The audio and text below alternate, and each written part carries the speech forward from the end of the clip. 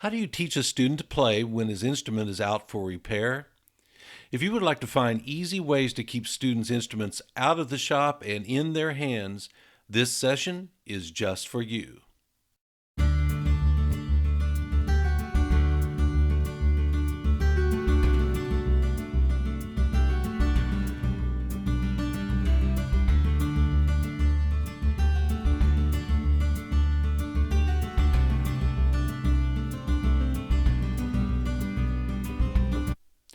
Hello, everyone. Thank you for joining us today, and welcome to Tips from the Repair Shop.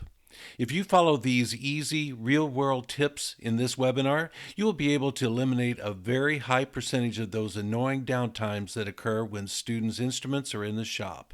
I'm Ray Bedden, your host for this session. I'm a veteran music educator of 32 years with an additional 15 years experience in working with music educators as part of the staff at Nottleman Music. Nottleman Music has served the greater St. Louis area in Missouri and Illinois for over 65 years, currently traveling to over 100 schools every week, providing unequaled service and support to music educators and students. We appreciate Alyssa Jansen-Jones and the International Music Education Summit for the opportunity to share simple, easy-to-follow tips that can be implemented in your program immediately. One of the reasons Nottleman Music has been in business for over 65 years is our repair department. The quality of our repairs and customer service is well known throughout our area. Meet our fantastic team of contributors from our repair shop. They have shown me so many examples of needed repairs to instruments that could have easily been avoided by following very simple steps. This presentation will show you in detail how teachers and students can follow these simple steps. Because of scheduling issues, this session is pre-recorded. Since you undoubtedly will have questions along the way, we will answer all questions after the session through a linked Q&A page. In the chat window, please mark your text as a question. All attendees will have access to all questions and the answers. Up first is Charlie, a repair tech that specializes in the clarinet. Since the clarinet is so widely played by students, we had a lot to cover. Here's Charlie on how to keep your student's clarinet out of the shop and in your students' hands. Okay, we're here with Charlie and the clarinet. So Charlie was telling me earlier that probably the number one thing that gets instruments in the shop is putting it together, the assembly. So Charlie, you're going to show us a little bit about that right now. Sure. So there's a couple key things to putting the clarinet together properly. First being that your corks are greased properly, so it's easy for the instrument to go together. So what I like to do is start with the lower joint here, grab my cork grease. With this, a little bit goes a long way. Apply a little cork grease to the cork and rub it in with your finger. Bring it all the way around. It's handy to have a little paper towel next to you. Yeah, because if you're sitting at your seat in the band room, that's right. You're going to play your instrument with greasy fingers, aren't you? Yeah, so it's always helpful to have that. And this is something that you don't need to do every time you put it together. You only need to do this when the instrument is hard to put together. The grease will actually soak into the cork. So if you went through this whole process of greasing the corks on a Monday, when would you think you would need it again? Ballpark? Realistically, maybe not again for 3 to 4 weeks. Okay. Yeah. But when you feel it getting tight, correct, it's time to get the cork grease out. When it's dry, it's time to apply some cork grease. Okay, good. So then, when you put together the lower joint, an important thing to do is to close what's called the crow's foot. And how I like to do this, can you hold that up so they can see a little closer there, the crow's foot? Yeah. So the crow's foot here is these two lower keys. And the best way to put it together would be to take your hand and close the keys. All right? When they're open, you can easily bend them. So then I take the belt and I'm twisting from left to right. Okay. I'm not just shoving it straight on. And you've got a greased cork, which should make it. Yeah, and you want it to be easy like that. Right. All right. So once you have this together, you can take your upper joint. This one has 2 corks on it. The first one you want to grease would be the middle tenon cork here. Right. You take your cork grease once again and do the same process, but this cork's smaller, you don't need as much. Okay. Once again, wiping away the excess.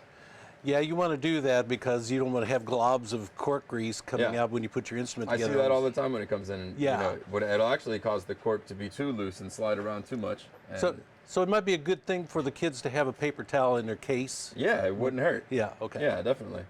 So then when you put the upper joint together, there's also one key that you need to close again. This one here is called the bridge key. and Right. It bridges the two joints together. Can we show that all the way down? So it's all the way down over the cork. Correct. It's the one that hangs down. All right. So what you want to do is use your finger and close the bridge key. And then when you're applying it to the upper joint or putting it in, you once again want to twist left Yeah. to right. Now the important thing here is to line up the bridge Yeah, key. and hold it up so they can see it. We're zoomed in about as far as we can go right there. So, So as you see, when the bridge key is together properly, it sits in the middle, and now it moves both together. yeah, now, we can't see it because of those keys there. All right, So, where do you want it, like this? Yeah, there you go. so the bridge key is in the middle of both keys, Right. and moving both. Now, when it's wrong, if you have it either a little bit to the right Right. or to the left, So it does should be a not straight make- line. Should be a straight line. When it's off, the instrument does not play properly, and it can cause a lot of trouble when going over the break. Yeah, so you see that happening a lot coming A into lot. the shot. Okay, okay, Definitely. okay. And then the final piece to assemble would be to put the barrel onto the other upper joint, or onto the top of the upper joint. Once again, applying cork grease, a little bit goes a long way, and then wiping it off. And when you put together the upper joint, we're just twisting left to right.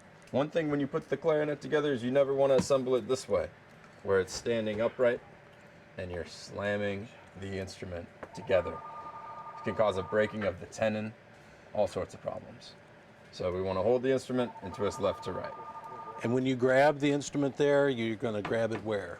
Like if at the top, you're going to try to. I'm gonna not grab it on the trill keys and the A and A flat key. I'm gonna grab it in the main section here. Kind of like they're pressing down keys Correct. anyway. Yeah. You want to be careful not to put your hands all over the trill keys because they can easily bend Right. from left to right. And if they stay open, you've got a squeaky clarinet. Yeah, it'll cause a lot of problems. That's great. Okay. Okay, and by the way, as you're listening to this, you're going to realize that you're in a real repair shop. There's lots of banging around and stuff in the back because these guys are getting some work done today. So, okay, so moving on to putting the reed on. So let's go ahead and talk about that. So this is the most important part of the entire clarinet. It would be the reed and mouthpiece when they go together. Right. So there's 4 parts to the reed and mouthpiece. So this is the actual mouthpiece.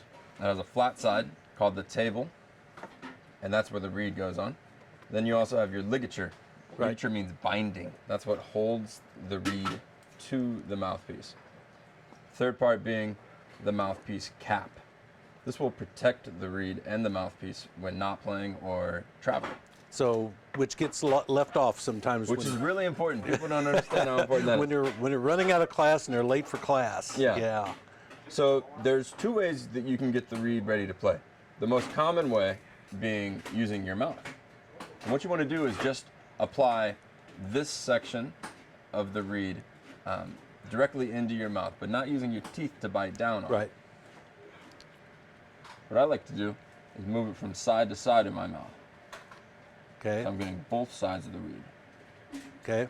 This is something you want to do for about 30 seconds or so at least. Yeah, and if they're lucky to have a sink in their Yeah. band room, which some of our schools we work with, they do have a sink. That's a good way to do Yeah, it. so a way to do that, so you can use a sink, or if you have a little Dixie cup and you want to use water to get your reed wet, Yeah. the way you want to do it, instead of just throwing it in, what you can do, Yeah, I gotcha. sorry, what you can do here is set the reed directly on the side of The cup. the cup. Now, there's these little marks here. This is how they measured the reed. But a good way to tell when the reed is ready is the water will literally come to the top Oh, of the you reed. will and you'll see be able that, to see huh? it, and you can see it now. It's getting there. It's Okay. starting to form. Okay. If you just give it a second here, you'll see it. So it's getting wet all the way through. Exactly, which is a great way to do it, and this is, for some people, the only way they do it. The reed is a living thing, or was Yeah. a living thing at one point. And they are not consistent. and they're not consistent. All right, so your reed is wet, ready to go. Okay. You can wipe off the excess spit or water. The next thing you want to do is make sure that your ligature screws are loose enough so the ligature can freely move up and down. Right. A common thing is most people don't put their ligature as low as they should on the mouthpiece.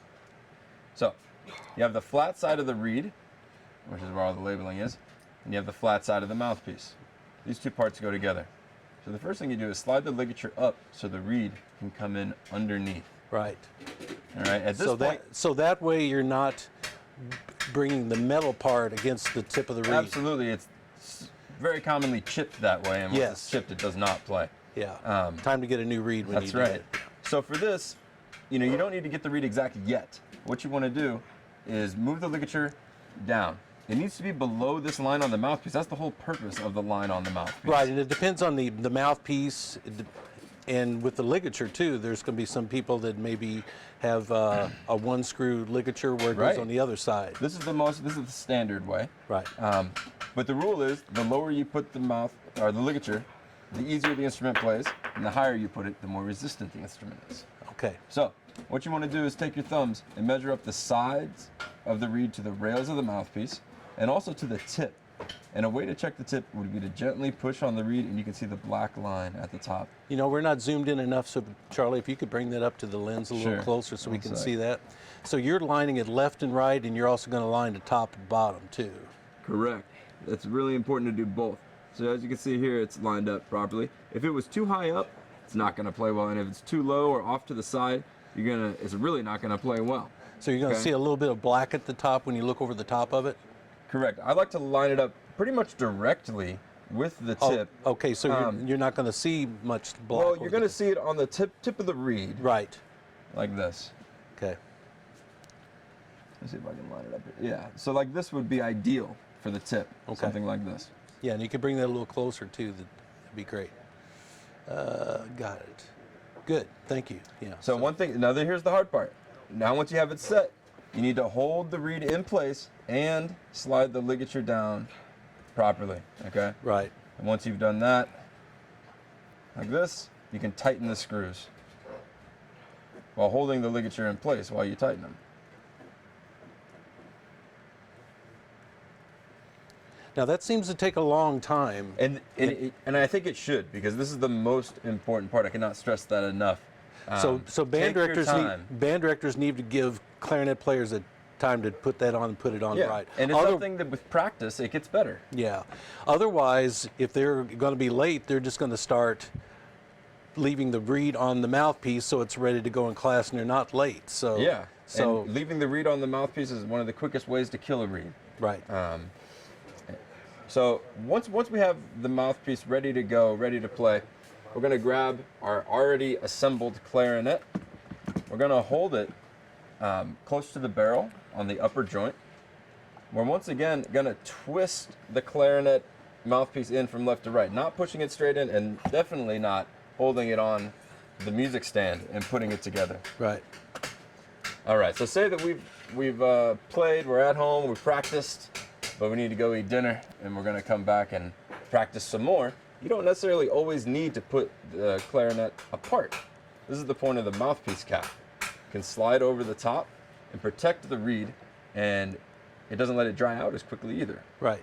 You can set this down on a clarinet stand or a flat surface, and you can come back and practice some more. But you wouldn't recommend putting it on a music stand I would not in recommend. a band room Absolutely not. where Even- there's 100 kids in there. And even though that lip looks so convenient to set a clarinet, you don't want to do it. Okay, so when you're done with class and you're ready to put your instrument away, we're going to talk a little bit about the mouthpiece. Yeah, as you stated before, it's important to not leave the reed on the mouthpiece.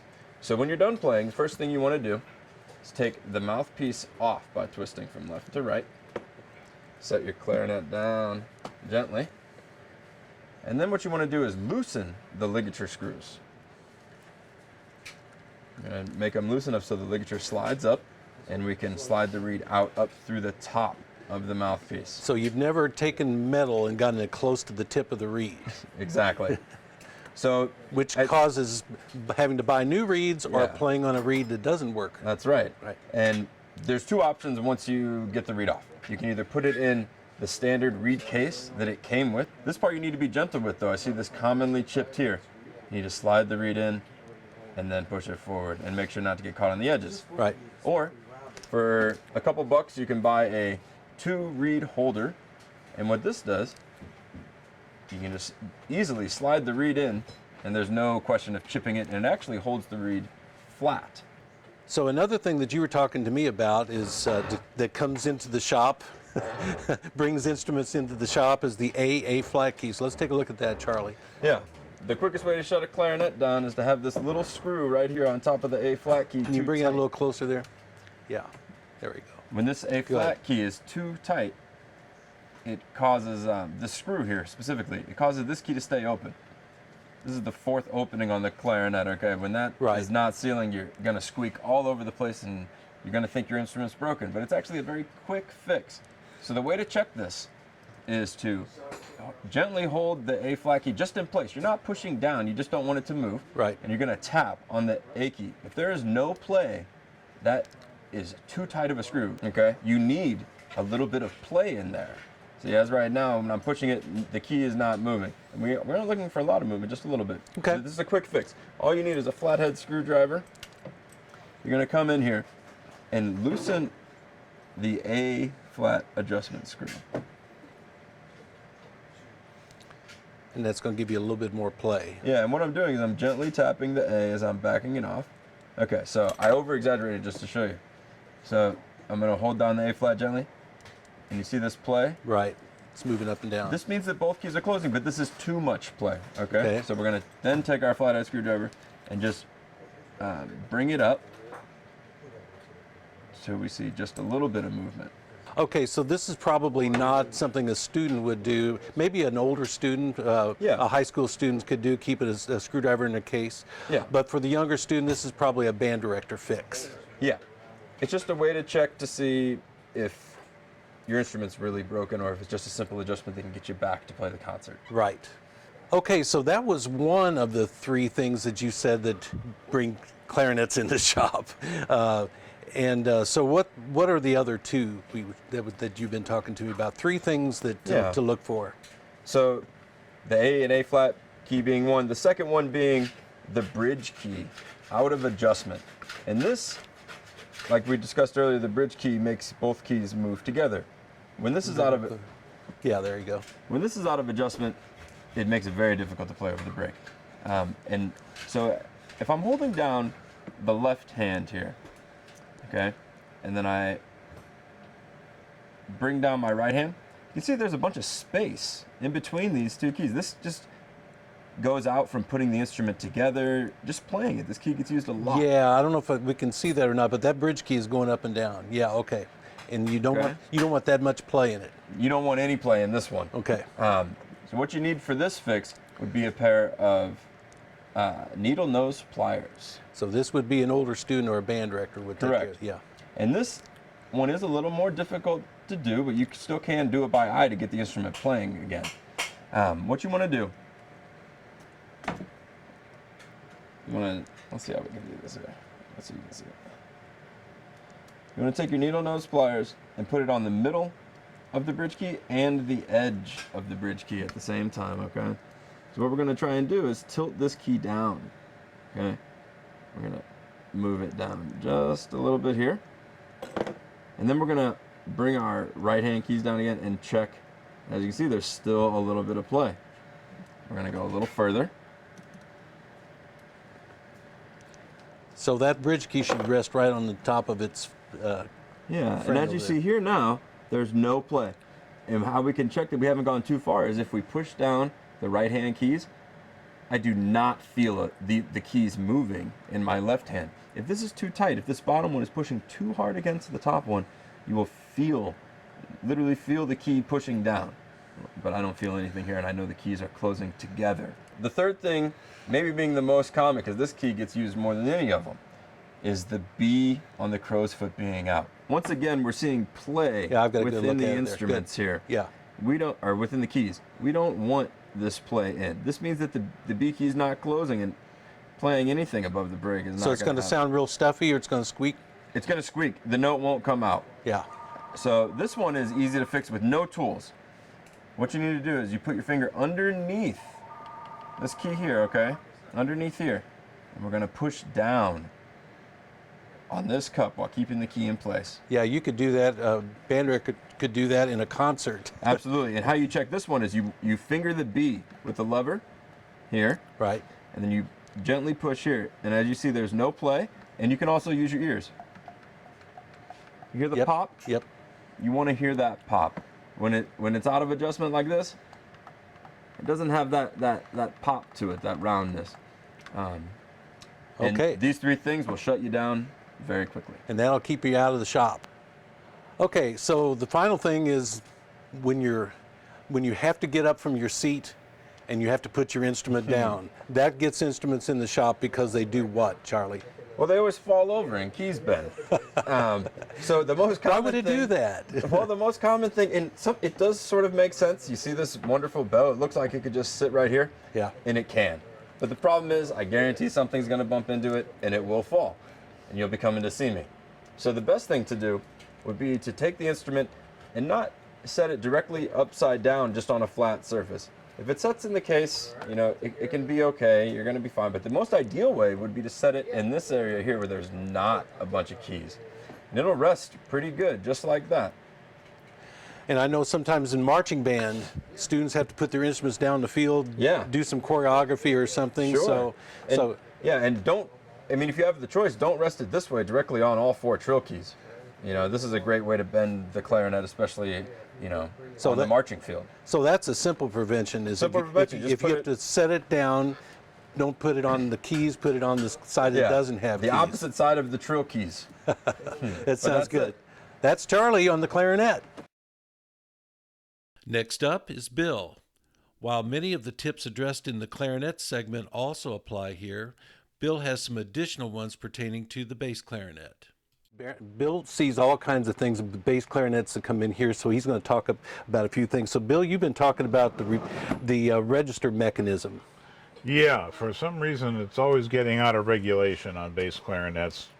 One of the things you'll notice, you've got this key here that opens sometimes and that key that opens sometimes. They may not both be open at the same time, and that's what always gets out of whack on it. So it's easy to check by just holding the register key down and then moving this back and forth, and you see they both move. One opens, one closes, and that's and a student could do that. They could do that from you can at least see that it's out of whack, and then somebody can take care of it. But so if both of them open, your entire upper register is toast.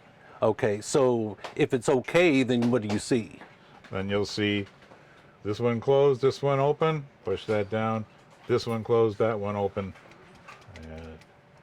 If nothing's pushed down, then both should be closed, obviously. But yeah.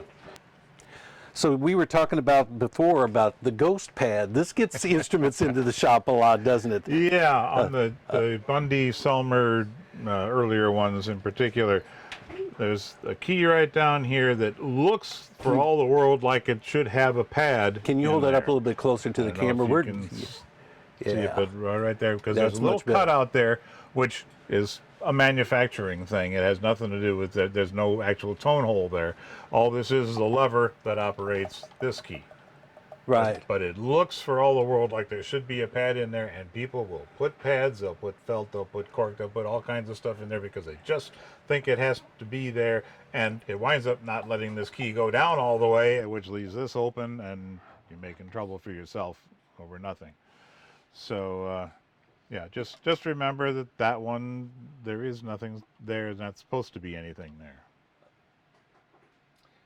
So, Bill, you were telling me another thing that gets instruments into the shop is the way they bend their keys as a result of assembly. Yeah, particularly the trill keys up here, which should work all nice and freely and never hit each other, and so be nice and quiet. But I think it is when kids are putting the bell on the horn, they'll squeeze it right up here. Oh, and yeah. And I was zooming on the other. Yeah, so forces these keys down, and then they get this banana thing, and of course makes these not seal well and causes them to clash against each other.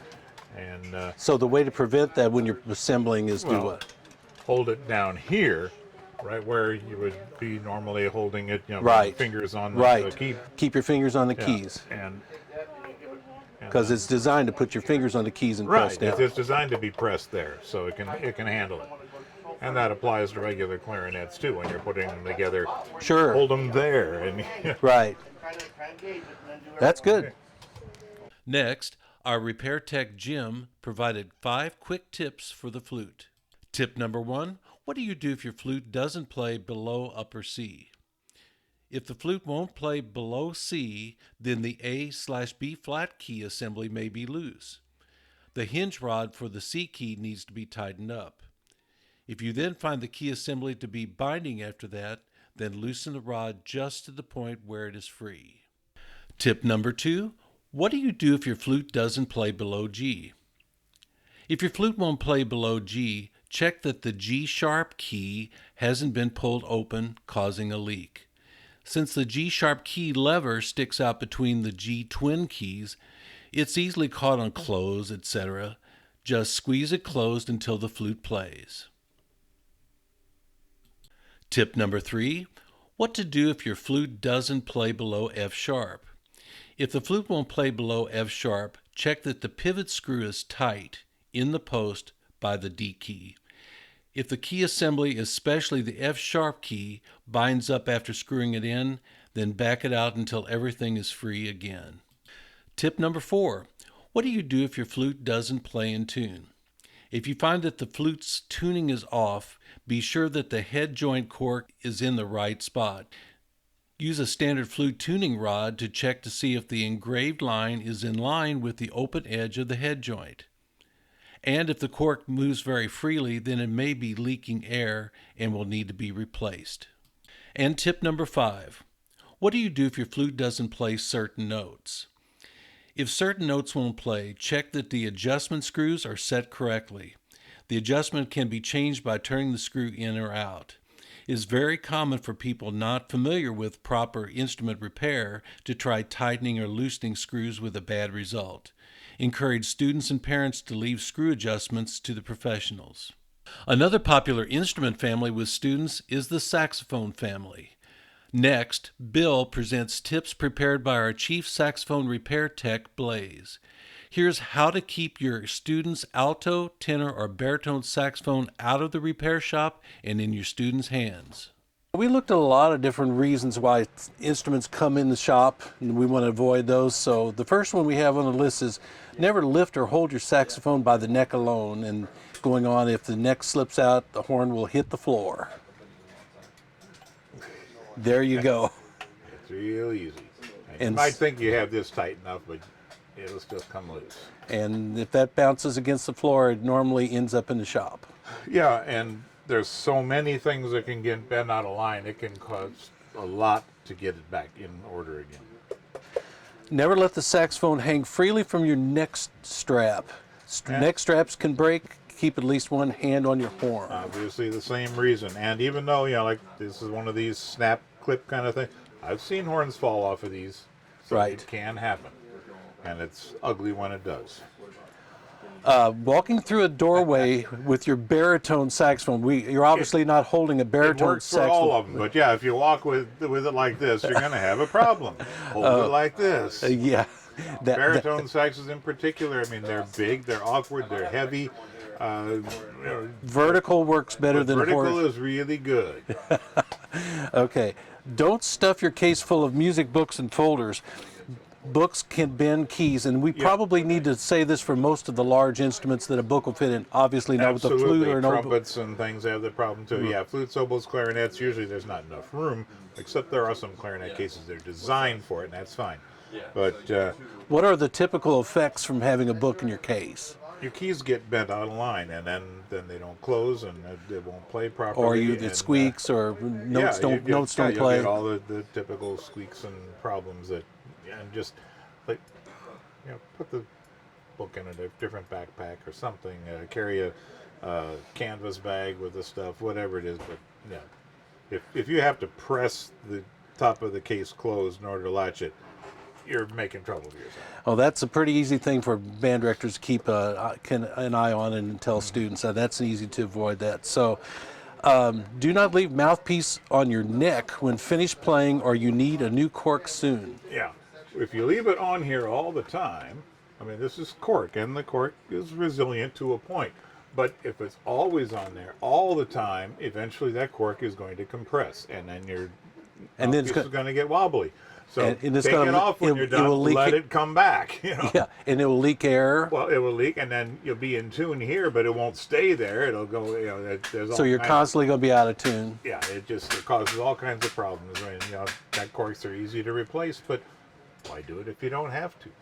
So just keep it in the case, and take the we talked mouthpiece about off. we talked about Also with take the reed off the mouthpiece so you don't grow nice and fun stuff in there. yeah. Okay, and then the bent octave key. Yeah, well, that's a classic problem, and it's from doing your, putting on and off. And a lot of people make the mistake when they're trying to put it in, they grab it here and try to push it down instead of over here and push it down. The leverage is bad. You'll bend your neck down, but besides that, you'll get this out of whack. You've got 2 octave keys, the one here on the top, and there's another one down here on the body. And just like with the bass clarinet, only one may be open at a time. If you got 2 of them open at a time, you're lost. Yeah, let me zoom in on that a little bit. So there's the body octave key over here, okay, I'm on it now. Okay. and then the neck octave key, and this mechanism is all designed to flip back and forth between them. And a lot of times you can just make an adjustment by working on this a little bit and getting just a tiny bit of slack in there, and then it'll work. Yeah, and another thing I wanted to point out is the low E flat key. Now, most kids, when they are learning saxophone in school, won't ever use that key for about the first 2 years they're in band. And so every time they've been playing, they got all the juice and stuff in there, and they put it in the case, and they set the case in position, and it'll be sitting in the case about like that. And all the juice will roll right down into this key right here and stay there, and this pad gets sticky and gummy and gooey and nasty, and by the time you're the 3rd year and now you have to use that key, it's not going to work at all. In the meantime, it's going to mess up the keys below it. So you see that saxophones come into the shop from that all the time, and it's because nobody swabs the clarinet, the saxophone when they're done playing it. So you recommend saxophone swabs as part of the... Absolutely, and use it every time. And if you can't take the time to run a swab through, get one of those shove it pad saver type things and put it in there. Anything that's going to keep this stuff from rolling down will help. And that's something personally I use the swab and then put the pad saver. So I've heard some say that the pad saver is not good because it retain. Then what we're talking about to our listeners is instead of the cap going on the top, the cap with an extended brush that goes down inside the saxophone. And I've heard that some complain that those actually retain moisture and cause problems inside the saxophone. I think it's better than nothing. And like I said, what I do is I use both. Okay. And also, and if you're not using that, you were just mentioning that the cap on you got to put that in. All saxophones come with that cap on there. Always use it. It's what makes it fit in the case better. And if you don't, you see how this part sticks up above that gets bent. Right. And we've been talking about this in other instruments. If you're out of time, you got to run out the room. Sometimes we leave that step off, and they don't put the cap in the top, and that little little key there can cause the whole thing to go out of whack for you. That's right, because then that messes up the attachment for the octaves and everything. It just causes a lot of grief for a piece that costs about $1.50. Right. So, preventive maintenance. Next, Jim provides these quick tips for the oboe. Tip number 1, what do you do if your oboe doesn't play below G? If the oboe won't play below G, then check the spring for the G sharp lever. It's very common for this spring to be broken. If it is, a rubber band can be used as a temporary fix, something to get you through until it can be taken to the repair shop. Tip number 2, What to do if your oboe doesn't play below F sharp. If the oboe won't play F sharp or below, then the F sharp key may not be closing. This can typically be fixed adjusting the adjustment arm for the G key above. And tip number 3, what to do if your oboe plays notes in the lower joint intermittently. If notes in the lower joint play intermittently, then the cause could be a loose fit between the upper and lower sections.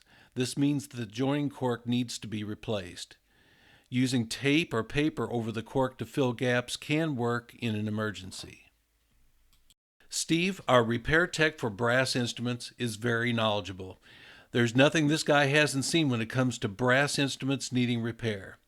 He's also a real trooper. On the day we recorded this, Steve was really fighting allergies, but he made it through with some very valuable tips on how to keep brass instruments out of the shop and in your students' hands.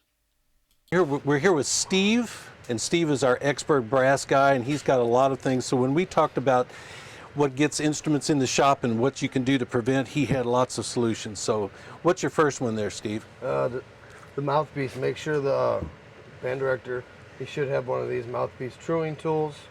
Okay. A lot of kids drop their mouthpiece and they get out of round. Oh, that's not good. So it restricts airflow. Yeah, you can just take it and push it in. And if you need to, you can tap on it with a rawhide. And so what kind of complaints would the band director be getting if that was the problem? Stuffy sound, not enough air. And you'd want to just, Yep. if he's complaining about that or the band director's Yeah. hearing that, just say, let me take a look at that mouthpiece. Yep. They And just need that's an easy fix. He can have that right in his drawer. to- all day long. Yep. Okay, what's another one?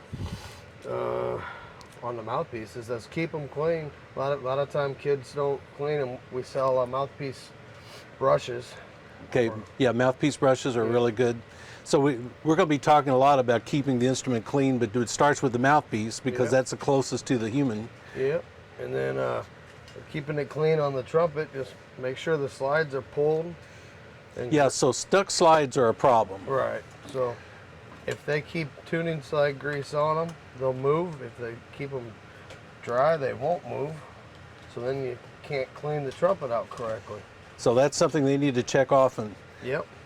And so one of the things we've talked about, you really recommend that band directors have. all of them have all the kids should have a $20 care kit at home, which is very, very important. It keeps them clean, which includes the brushes, a rag, and valve oil and tuning slide grease. Yep. So if they can keep the instrument clean according to the care kit, probably once every 2-3 months, they'll save the life of the instrument on all of them. And you recommend too that they have a day periodically in the band room where the Yep. band director goes around and does some checking. What's he checking for with brass? Just make sure, for one thing, he needs to tell them the cork on all the spick keys are good. Make sure, tell the kiddos that all the slides move. Mm-hmm. And to keep them clean. Keep every instrument clean. So he can go around the room and say, pull your slides for me. And if they don't pull, Yep. and so what if you do have a really stuck one? Bring it in. We'll have to pull all the slides for you. So that's one thing that we'll bring it back to the shop. Yes, sir. Yeah, okay. So we're going to talk a little bit about valve brass. We're talking about trumpet, we're talking about flugelhorn, French, not the French horn, but tuba, baritone. euphonium. Okay. So keeping the valves in good shape. Yep. So just make sure they don't drop them. On trumpets, when you oil them, you're just going to pull them out about halfway. Grab your valve wheel and oil right at the top of the piston. Now I've seen a lot of students take the whole valve out. I wouldn't recommend it. And what do they avoid if they do it the way? Dropping them. Or getting them in? Yeah, because in crooked. Because there's what? So what do you check for? There's a valve guide on all the brass instruments. I'm gonna get a little closer on that. Sure. Yeah. This is kind of an older valve guide, but there's a valve guide. That one on all the instruments. Right. There's a small little 1/8" slot, and that's going to line up inside the valve. Right. And you can kind of spin it until it locks into place. Now, one of the dangers of spinning it is you can take the valve itself Yep. and take the valve apart if you Yeah. spin that, so you have to Right, be so- careful about so that. Just make sure the kids keep them tight, Yeah. not them, and don't mess with it. And all the guides work the same way. They attach to the valve somehow, and then you drop them in. Yeah. I So, wouldn't recommend oiling from down here. yeah, and you see a lot of band directors recommend that. Right. And so that's just to get the water out of the instrument, Right. and then yeah. It would be easy if you told a kid just to dump Right. dump it in there, But it doesn't get the whole valve, the piston. so you're not really doing the job when Right, you did. just gonna oil it So right- bring it out right up here, halfway, halfway. and you're not going to get the spring area up there. It's just going to Nope. be the Just- flat just area the below si- that. The side of the valve, that's all. And Just snug them up, and you're good to go.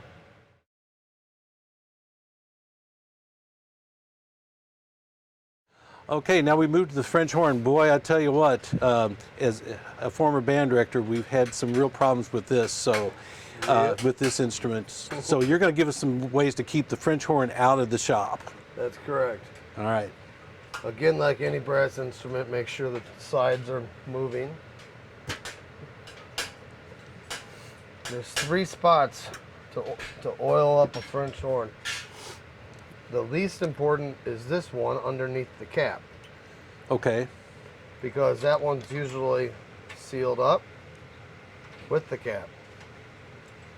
The second one is you take oil, rotor oil or valve oil, doesn't really make a difference, and you go down the slides. Oh, you can really use rotor oil or valve oil on Yeah, those. it's basically the same. Yeah, okay. Rotor oil's a little faster.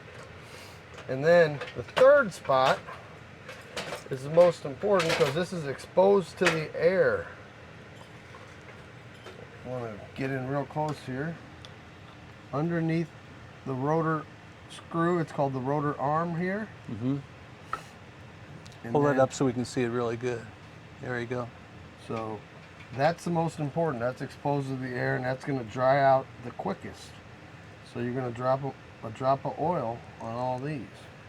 And I use a needle oiler. It's a little more accurate. You say a needle. A needle oiler, which Oh, okay. is very popular. Band directors should have some of these. So you can concentrate it right where you need it. Yep. And like for instance, if the horns sit over summertime, Oh, yeah, we were talking about that. Right. So people don't think about that. So Nope. marching bands, they take the French horns, they put them up on the shelf. Yep. They take the mellophones out in the field and they come back and they've got dry valves all of them are locked up, and they're locked up. And so if they push hard, they end up breaking a string. breaking the string.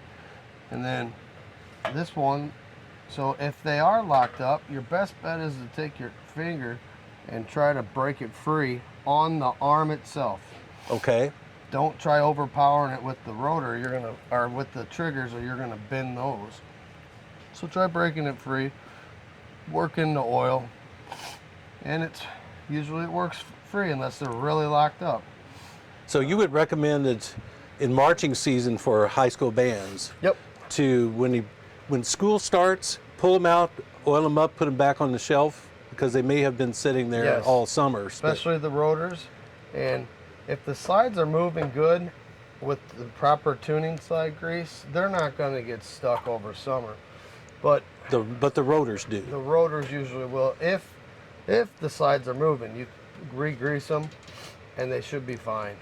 So, but we see that a lot whenever it's not neglect, you just forget about it because you don't use them. And then we end up having to pull all the slides. It takes a little bit of time and money to do that job. So that'll keep the French horns out of the shop if you Yep. do that. Yep. All right. So Okay. now stringing the French horn, that's probably beyond the scope of this Right. session that we're going to do today. Right. But there's a lot to that. So maybe some things that So, they ought to yeah. keep in mind when they do. Exactly. We sell or give away to most band directors this French horn string. It's basically just 50-pound braided fishing line. To start a French horn restring, if one pops, you're going to put a knot opposite side of the rotor arm. Put a knot right here. Okay. And then basically you're going to do a figure 8 around this screw and this screw. Okay, So just you, once. You go outside, inside, outside, outside. So basically a figure 8. And then any excess string, you just cut it off. And then you come back over. There's a hole at the end of this trigger. Come through there, then wrap it around this string. There's a hole right here, so the string goes through here, and it wraps around this screw, and you tighten it up. There are guys that have taken classes on how to do their but that's Yeah. in general, that's how you. That's it. Yeah. So you're going to do a double figure 8 around both of these screws. Start here, finish here.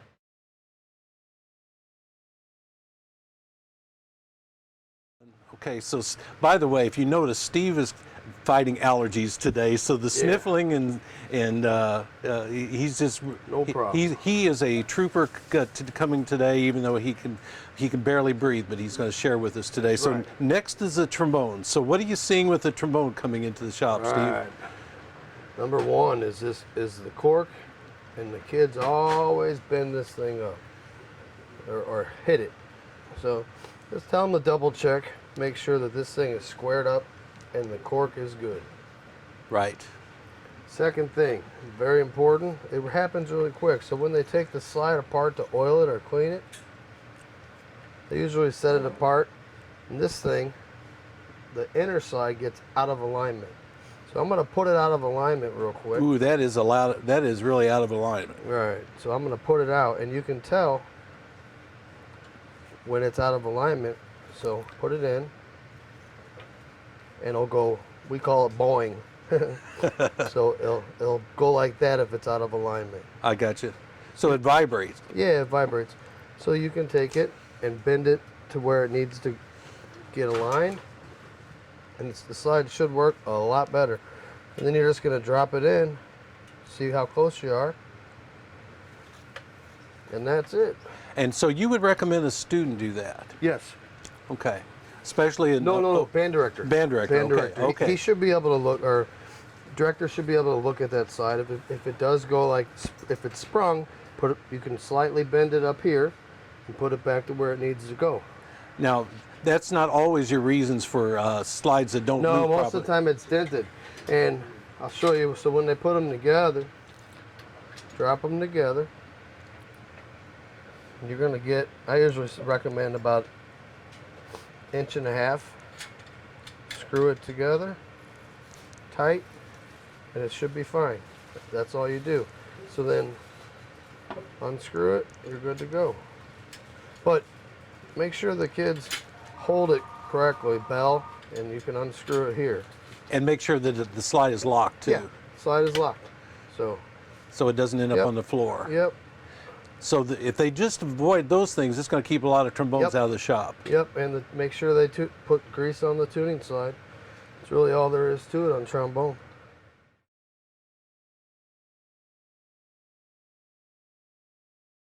So when I talked to Steve about the tuba, because we've talked about valve instruments, we've talked about slides, but what is it about the tuba that ends up in the shop? Well, and this is it. Now, one thing that we see all the time is stuff like this shoved down inside of it. So if the instrument's playing stuffy, it's going to be the water cork, the valve out of alignment, or something stuck inside of it. You can run water through it to see from the tuning side and see if it falls out. But we see that. We see about 10 to 15% of our low brass instruments that that's amazing. Yeah. Just because so is it? Yeah, we get a lot of stuff out of instruments. So do you think it's accidental? Do you think No, it's purposeful. Kids are making it a target in the band room? Right. I'll be darned. Yeah, so we see band that a directors lot. need to keep an eye on that. Yep. Second thing, and most important on tubas, we see them dented up right here a lot. Yeah. And this is euphonium, but we see them dented up, and that's because they set them down wrong whenever they go to Get up. in the middle class. They set them down wrong. So I'll just show you here on my stool. When they set them down like this and a kid walks over and accidentally bumps it, it's going to fall this way. Absolutely. And it gets smashed in right here. So then I got to take the dents out. I don't like that. I don't blame you. So it really cannot fall over if you take the back side of the tuba or baritone and put it against the chair or the wall Okay. or something, because then it really can't fall over. That's simple as that, because then that avoids coming in for cosmetic dent work, or more importantly, regular dent work. So, which is a lot of time and money to fix. And we have a real tuba here. Yeah, I'll show you. For instance, this is one of our school horns. You can see exactly what I zoom out was a little bit talking for it. about. So it fell over multiple times and wasn't set up properly. And like I said, if you set them this way, they're gonna fall, wham, and get hit that way. I just recommend setting them against something and they can't fall over and avoids the shop.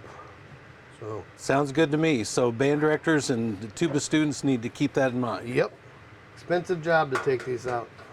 Okay, that's the tuba. All right. So thanks for joining us for Tips from the Repair Shop. Thanks again to our team of contributors from the Repair Shop. After recording of this session, they'll be putting together answers to your questions submitted in the live session.